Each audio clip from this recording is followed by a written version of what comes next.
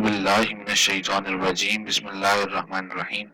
अस्सलाम वालेकुम नाज़रीन, मैं अशर आज एक नई वीडियो के साथ आपकी खिदमत में हाजिर हूँ और आप देख रहे हैं तालिबे बाग। इस वीडियो में आगे बढ़ने से पहले आप हमारे चैनल को सब्सक्राइब करें, हमारी वीडियो को लाइक करें और बेल आइकन पर जरूर क्लिक करें कि हर नई आने वाली वीडियो आप तक बर वक्त पहुँचती रहे।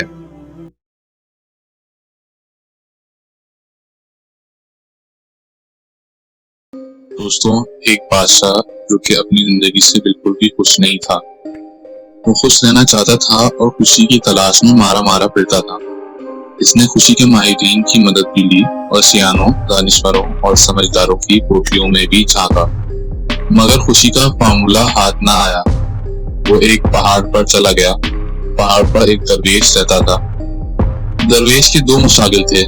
सुबह सादिक के वक्त मशरिक की तरफ मुंह करके बैठ जाना और सूरज को आहिस्ता आहिस्ता ऊपर से उभरते हुए देखना, और इसके बाद जंगल में निकल जाना। सारा दिन जंगल में गुजार देना। भूख लगती थी तो वो दरख्तों से फल तोड़कर खा लेता था। प्यास महसूस होती थी तो नदियों, झरनों और आबशारों का पानी पी लेता था। दरवेश के पास रहने के लिए एक कुटिया थी और रात कुटिया में आ जाता था। दरवेश के पास सर्दियों के लिए दो कंबल थे, गर्मियों के लिए खुला आसमान और ठंडी जमीन थी। कपड़े लत्ते की जरूरत जायरीन पूरी कर देते थे। दरवेश के पास इसके अलावा कुछ भी नहीं था, लेकिन वो इसके बावजूद खुश था। बादशाह इस खुशी की वजह दरियाफ्त करने के लिए दरवेश के पास पहुंच गया। दरवेश ने सुना, कहका लगाया, लकड़ी की खड़ामें पहनी और बादशाह से कहा, बादशाह सलामत, मैं इसका जवाब आपके दरबार में जाकर दूंगा। बादशाह ने दरवेश को घोड़े पर बिठाया और दारुल खिलाफा आ गया। दरवेश ने दरख्वास्त की, आप अब किसी जरूरतमंद को बुलाएं। बादशाह ने अर्जियों की टोकरी से एक खत निकाला। वो खत वजीर के हवाले किया और जरूरतमंद को तलब करने का हुक्म दिया। जरूरतमंद को दरबार में हाजिर कर दिया गया। दरवेश ने बादशाह के कान में सरगोशी की, आप हुक्म जारी करें, ए जरूरतमंद, तुम जाओ, मेरी सल्तनत में दौड़ो। तुम सूरज गुरूब होने तक जमीन पर जितना बड़ा दायरा बना लोगे, वो जमीन तुम्हारी हो जाएगी। बादशाह ने जरूरतमंद को हुक्म दे दिया। हुक्म जारी होने के बाद बादशाह दरवेश और दरबारी महल के सामने कुर्सियां बिछाकर बैठ गए। जरूरतमंद को लकीर खींचकर एक मकाम पर खड़ा कर दिया गया। बादशाह का रुमाल हिला और जरूरतमंद ने दौड़ना शुरू कर दिया। जरूरतमंद ने दौड़ के आगाज में वक्त को दो हिस्सों में तकसीम कर दिया, सुबह से जोहर तक आगे जाना और जोहर से मगरिब तक वापसी का सफर। जरूरतमंद का ख्याल था यूं वो जमीन का बहुत सा टुकड़ा हाथिया लेगा। जरूरतमंद सरपट भागता रहा। जोहर के वक्त इसने 400 एकड़ जमीन घेर ली। फार्मूले के मुताबिक जरूरतमंद को अब वापसी का सफर शुरू करना था, लेकिन वो लालच का शिकार हो गया। इसने सोचा, मैं अगर अपनी स्पीड बढ़ा लूं तो मैं असर तक 100 एकड़ जमीन मजीद घेर लूंगा, और मैं अगर इसी स्पीड से वापसी के लिए दौड़ूं तो मैं मगरिब तक वापस पहुंच जाऊंगा। दोस्तों, मैं आपको यहाँ इंसानी फितरत की कमजोरी बताता चलूं। इंसान लालची है और लालच में 2 दर्जन खामियां हैं, लेकिन इसकी सबसे बड़ी खामी का ताल्लुक इंसान के जहन के साथ है। अल्लाह ताला ने इंसान को तखमीना लगाने, कैलकुलेशन करने की सलाहियत से नवाज रखा है। हम जब भी कोई चीज देखते हैं, हमारा दिमाग फौरन इसके अर्ज, बलद, मोटाई, वजन और कीमत का अंदाजा लगाता है, और हम इस कैलकुलेशन की बुनियाद पर अगले फैसले करते हैं। मगर हम जब लालच में आते हैं तो हमारा दिमाग एक अजीबोगरीब केमिकल पैदा करता है। ये केमिकल हमारी कैलकुलेशन की सलाहियत को तबाह कर देता है और यूं हम गलत फैसले करने लगते हैं। अब फ्रॉडियों के हाथों उम्र भर की कमाई लुटाने वाले लोगों की कहानियां सुने।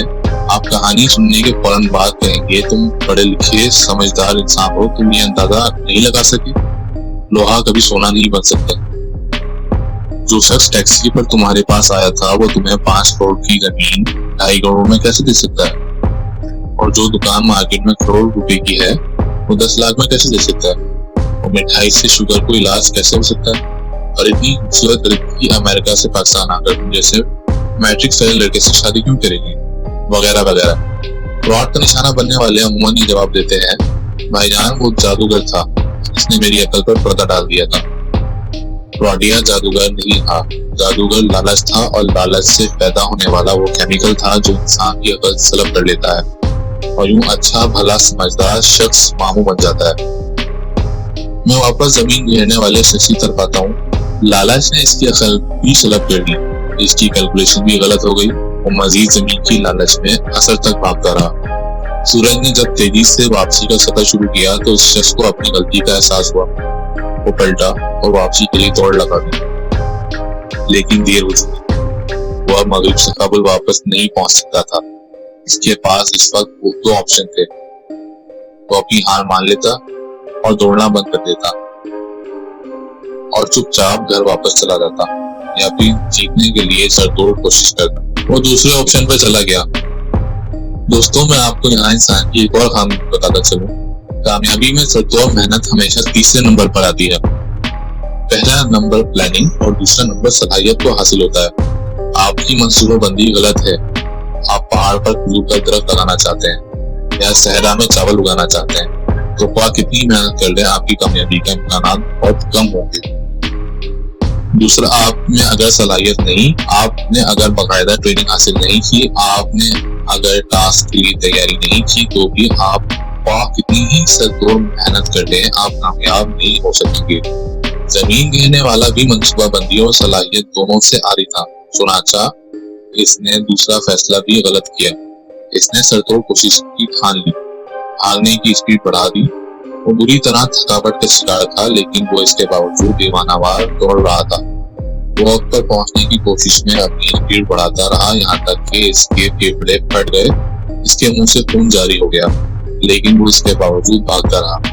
वो बिलाखिर बादशाह तक पहुंच गया, लेकिन गोल पर पहुंचने के बाद इसने लंबी हिचकी ली, जमीन पर गिरा और तड़पकर अपनी जान जाने आफरीन के हवाले कर दी। वो जमीन जीत गया था, लेकिन जिंदगी हार गया था।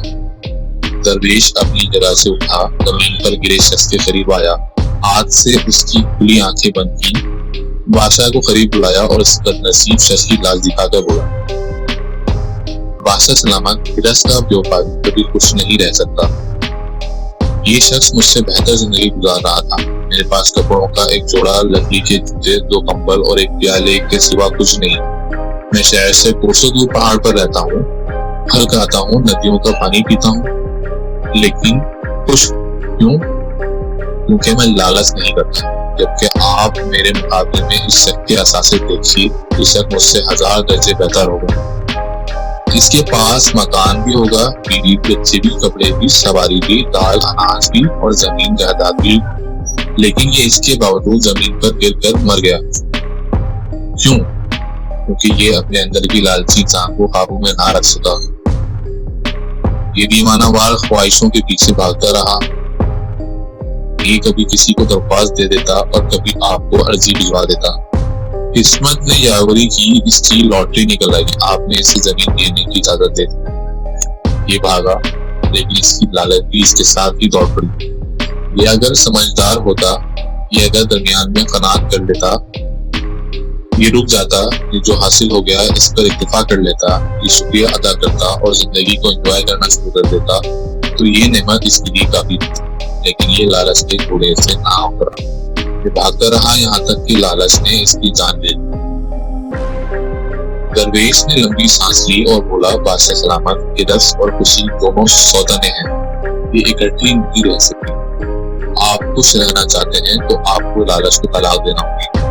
खुशी खुद ब खुद आपके घर में बस जाएगी, लेकिन आप अगर लालच के घोड़े पर बैठकर खुशी की तलाश में सफर भागते रहे तो आपका अंजाम भी इस शख्स जैसा होगा। आप भी इबरत का रिस्क बन जाएंगे। बादशाह की आंखों में आंसू आ गए और उसने सोच लहजे में अर्ज किया, जनाब, बादशाहत हिरस की दलदल होती है। आप बादशाह होते हुए खुद को लालच से कैसे बचा सकते हैं? दरवेश ने पैमा लगाया और फरमाया, इख्तियार में इजाफा बादशाहों की हिरस होती है, और जो बादशाह ज्यादा से ज्यादा इख्तियारात हासिल करने की कोशिश करता है, इसमें और जमीन पर पड़े इस शख्स में कोई फर्क नहीं होता।